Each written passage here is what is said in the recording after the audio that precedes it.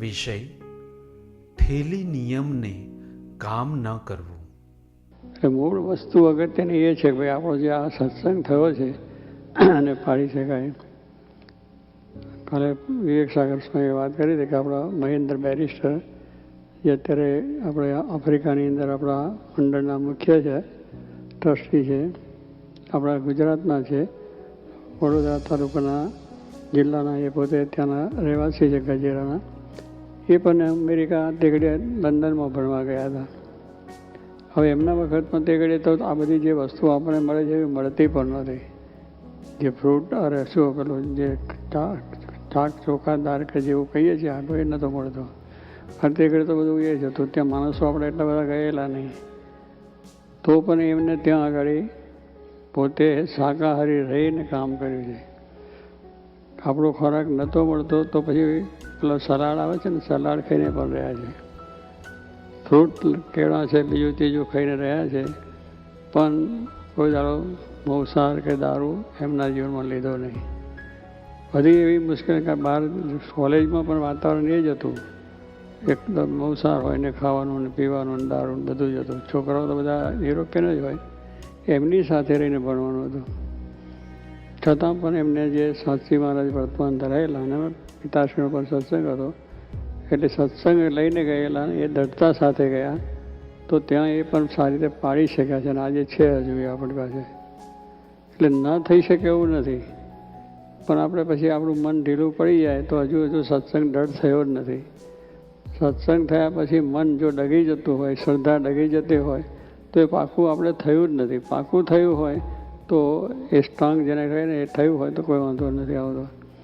એવું ન થયું હોય તો એ થાય. આપણા એ વખતના ઘણા પરદેશ જઈને ભણેલા છે એવા બધા ઘણા માણસો છે, પણ પોતે વેજીટેરિયન આપણા ભારતીય સંસ્કાર સાચવીને ત્યાં રહ્યા છે અને પોતે અભ્યાસ કરેલો છે. બેરિસ્ટર થયેલા છે, મેં વાત કરી એમ. કહેવાનું છું કે જો આપણી દ્રઢતા હશે તો આપણે કોઈ વસ્તુ અસર કરી શકશે નહીં. દેશ પરદેશમાં ગમે ત્યાં ફરો તો પણ આપણા નિયમ સચવાશે, આપણી પૂજા પણ થવાશે, આપણી માળા થશે. ભલે કોલેજમાં કોઈ ના હોય તો આપણે એકલા આપણી રૂમની અંદર બેસીને કરો. બીજાની અસર ના થાય આપણે નહીં, આપણી અસર એને થવી જોઈએ. તું જ સંગે જો કોઈ વૈષ્ણવ ન થયો તો તું વૈષ્ણવ કાચો. એટલે આપણે સત્સંગી છે, આપણી સંગે જો બીજો સત્સંગી ન થયા તો આપણું જો કાચું છે. કોલેજમાં ગયા અને આપણે કહ્યું કે નહીં ભાઈ વાતાવરણ હતું, મારે તો ઈચ્છા નથી પણ એવું વાતાવરણ થઈ ગયું એટલે મારે આ બધું ખાવું પડ્યું ને કરવું પડ્યું ને મારા સંસ્કાર રહ્યા નહીં, એવી વાત કરીએ છીએ, મોરી વાત છે. પણ જો આપણે દરરોજ નિષ્ઠા ભગવાનની રડતા હોય તો ગમે ત્યાં જો તે નિષ્ઠા દર્દ કરાવી શકીએ. જે નિયમો મહારાજે આપણને આપ્યા છે એ થયા છે એ આપણે પાડી શકીએ અને બીજાને પણ પડાવી શકીએ આપણી દ્રઢતા હોય તો. પણ જો એ નથી થયું પછી આપણે બહાનો જ કાઢવાનો છે કે ત્યાં જઈશ તો જ મને સારું મળશે, ત્યાં જવાથી મને ફાયદો થશે, આ છે તે છે. એ પછી ખાલી આપણે ભગવાનને છેતરવાની વાત કરતા હોય કે મા બાપને છેતરવાની વાત કરતા હોય એ યોગ્ય નથી. મા બાપનો આગ્રહ હોય નજીકનો, આપણે દૂર જવું હોય. આપણે જાણીએ છીએ કે ના એ રહેવાથી મને એ થવાનું છે, પણ પેલું મનમાં હોય બધા વાતાવરણમાં જઈને આપણે મજા આવશે ને પણ શું પણ ભણવાનું નિમિત્ત કરે, પણ ત્યાં જવાનું મુખ્ય કારણ મનમાં જુદું હોય તો એ ના જોઈએ. ત્યાં જવામાં તમને અભ્યાસ સારો થાય એનો તો કોઈ વાંધો નથી. ગમે ત્યાં જાઓ, ગમે ત્યાં તમને જે સારી રીતે અભ્યાસ મેં તમારા મનમાં દ્રઢતા થવી જોઈએ. એની સાથે તમારે નોલેજ જેટલું સારું મેળવવું છે એટલો મારા સંસ્કાર પણ મારે સાચવવા છે, મારો ધર્મ છે, મારી સંસ્કૃતિ છે, એ બધું આપણે સાચવવું છે. એ દ્રઢતામાં ફેરફાર ના થવો જોઈએ. ત્યાં જઈને પણ ભલે ગમે તે થાય તો એ કંઈ વાંધો ના, પણ આપણે ત્યાં જઈને પછી શું થાય, મિત્રો બીજાની સાથે લગી જાય. પછી શું કે આપણી લાઈફ તો છે પણ એ લાઈફ ન કહેવાય એને. લાઈફ તો જેની અંદર ધર્મ છે, તેમાં સંસ્કાર છે, સંસ્કૃતિ છે, અને જેને આ રીતે ભગવાનમાં શ્રદ્ધા છે એ આપણી લાઈફ કહેવાય, જીવન કહેવાય. કે જે જીવનમાંથી આપણે કંઈક સારું કરી શકીએ, બીજાને માટે કરી શકીએ અને એવી રીતે કરવાની વસ્તુ છે. તો આ પ્રમાણે અભ્યાસમાં બધે ઘણા પ્રશ્નો તમને છે જ અને આવરણ આવે છે ખરા, પણ જ્યારે આવી શિબિરોમાં આવ્યા છે, શિબિરોમાંથી આપણે જ્ઞાન દ્રઢ કર્યું છે આપણા મંડળો ચાલે છે, મંડળોમાં પણ આપણે રાત દિવસ આ વાતને સાંભળીએ છીએ, જાણીએ છીએ, કરીએ છીએ. તો પછી અભ્યાસની અંદર પણ આપણે આ વાત તો પહેલી આગળ જ જોઈએ. આપણે આપણા જીવનમાં પહેલી જ વસ્તુ એ જોઈએ કે ત્યાં કોલેજની અંદર ઘણા છોકરાઓ ભણે છે આપણા, પણ પાઠ પૂજા પણ કરે છે અને તિલક ચાંદલો બી કરે છે, ત્યાં સત્સંગ પણ કરે છે. ના હોય તો એકલા બેસીને પણ કરી શકે છે. પોતાની પૂજા પાઠ બીજું ત્રીજું બધું જ પોતે એકલા કરી શકે છે. કોઈ ના હોય તો વચનાવતને સ્વામીની વાતોને માળા પાંચ એકલા કરી શકે છે. એ નિયમને ચૂકતા નથી અને અભ્યાસ પણ કરે છે. એ જ વાતાવરણની અંદર ખરાબ વાતાવરણમાં રહીને માણસ પોતે સારો રહી શકે છે. એટલું આપણે ભગવાનનું બળ હોવું જોઈએ અને આપણા જે નિયમો છે એનું બળ હોવું જોઈએ. તો પછી કોઈ વાંધો નથી. પણ એ બળ ના હોય એટલે આપણે ઢીલા થઈ જઈએ કે ના આ તો આમાં તો આપણે કંઈ થઈ શકશે નહીં, કંઈ ખાવાનું મળતું નથી. પણ ખાવાનું ના મળે તો પણ તમે ગમે તે ફ્રૂટ ખાઈને પણ જિંદગી, કેટલાય માણસો દૂધ પીને રહી શકે છે, ચા પીને રહી શકે છે, પાંદડા ખાઈને રહી શકે. આપણા કેટલાય માણસો એટલે કેળા ખાઈને પણ રહી શકે. એટલે આવી જાતની વસ્તુઓ ખાઈને પણ માણસ પોતાની જિંદગી કાઢી શકે છે. પછી એને આજ ખોરાક ખાવો પડે. પેલા ભાઈની જોડે બેઠ નહોતા, એને કશું મળતું નથી, તે જ ખાવું પડે. એ ખાધા વગર પણ અભ્યાસે થઈ શકે છે, નોકરી થઈ શકે છે, ધંધાય થઈ શકે છે, બધું થઈ શકે છે. અત્યારે તો આપણું બધું જ મળે છે. અમેરિકાની અંદર પણ ગમે ત્યાં જાઓ તો વેજીટેરિયન બધો જ ખોરાક મળે છે.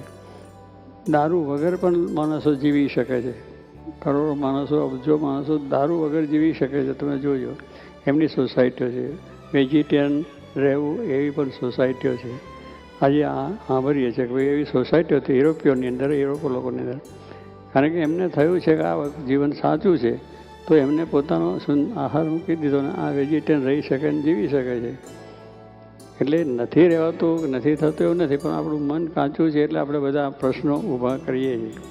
પણ આપણે કર્યું કે મારે આ જાતનું લાઈફ જીવવું છે ને એ રીતે જ મારે અભ્યાસ કરવો છે, એ રીતે મારે ધંધો ને એ માટે વ્યવસાય મારે કરવો છે. તો એવા માણસો પણ ઘણા છે આપણી પાસે. ઘણા માણસો એ રીતે કાર્ય કરે છે.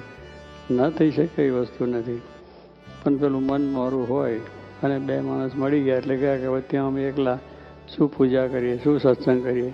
પણ સત્સંગ બીજાને કંઈ આપણે પહેલો તો કરો. આપણી દ્રઢતા તો વધવાની છે.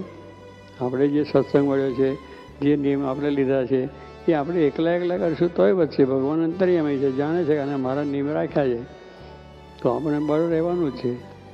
પણ તે ઘડી આપણે બધું ભૂલી જઈએ. કંઈ કોઈ જાતનો યોગ નથી એટલે સત્સંગ ના રહ્યો. યોગ તો બધો છે, ભગવાન છે, આટલા મોટા સંતો હરિભક્તોનો સાથ આપણને છે, એ બધાનો સાથ છે જ આપણને. તમે સારું પાડો છો પણ આપણને એ નથી. આપણને આ બધો સાથ મળ્યો છે એની વાતમાં લેવાઈ જાય. પણ એ સાથ ખરાબ છે તો પછી આપણે એનાથી ભેગા રહેવા છતાં દૂર, એની અસર આપણને કોઈ ના થાય. એને જે માંસાહાર હોય, ખાવા પીવાનું હોય કે બીજી જાતનું જે છોકરા છોકરીના બધા પ્રશ્નો બને છે, આ બધા પ્રશ્નો ન થવા જોઈએ. આપણી જિંદગીમાં ના થવા જોઈએ. એ મહારાજની મર્યાદાઓ છે, મર્યાદામાં રહીને જે કંઈ આપણે થતું હોય બધું જ કરવાનું છે. એમાં કોઈ ના નથી. લગ્ન વ્યવહાર થાય છે, ભણવાનું થાય છે, અભ્યાસો થાય છે, વેપાર થાય છે, આપણો જે કાર્ય કરીએ છીએ બધું પણ થઈ શકે છે. પણ એ બધી વસ્તુઓમાં પહેલી આપણે જેમાં શ્રદ્ધા ના હોય, એટલે શ્રદ્ધા પછી આપણે કંઈક અમે હતા ને મારી શ્રદ્ધા રહી નહીં, કારણ અમારી ભગવાન રક્ષા ના કરે. એટલે ભાઈ રક્ષા કરી છે ભગવાને, તને પહેલેથી કંઈક વાત કરી છે કે આ વસ્તુ ના થાય, કરીએ છીએ. અગ્નિમાં હાથ ના નખાય, પછી નાખે ત્યારે મને ભગવાન કેમ દજાડ્યો? ભગવાન દજાડ્યો? તને કહે છે કે હા દજાય એવું છે. ઇલેક્ટ્રિકનો કરંટ જતો હોય એને હાથ ના અડાડાય, એ આપણે બધા જાણીએ છીએ. તો હાથ અડાડીએ તો પછી શોર્ટ લાગી જાય કે ના લાગી જાય. આપણને પહેલેથી ખબર છે, કરીએ છીએ કે આ નથી થતું ને આમાંથી નુકસાન થાય છે. સિંહ અને વાઘની પાસે ન જવાય, એની ભયબંધી જ ના થાય. ત્યાં ત્યાં ઊભા ખાઈએ આપણે. સાપની જ ના થાય, વીછીની ના થાય. આ બધી આવા જે ઝેરી માણસો છે કે જે ખરાબ, એમ આપણે દારૂ પીતા હોય, ચોરી કરતા હોય, વિચાર કરતા હોય, જુગાર રમતા હોય અને રંડીબાજી કરીને આમ જોવાનું બીજું ત્રીજું જલસા નાટકને ડિસ્કો થતો હોય, એમાં જઈને આપણે બેસીએ કે ના મને કંઈ વાંધો ના આવે, પણ આવી જાય. કારણ કે વાતાવરણ એવું છે, એવા વાતાવરણમાં છે. અને એવા વાતાવરણમાં રહેવું એ પણ એક અગત્યની વસ્તુ છે. આ ઈષ્ટનું ભગવાનનું બળ સંસ્કારનું બળ હોય, ગમે એટલું હોય ચારે બાજુ તો માણસ એની અંદર કશું એને લાગે નહીં. એ પેલા બધા માણસો તો પાછા પડી જાય, એની જડતા જોઈને મદદ કરે મોરારી ભગવાન આપણી મદદ કરે.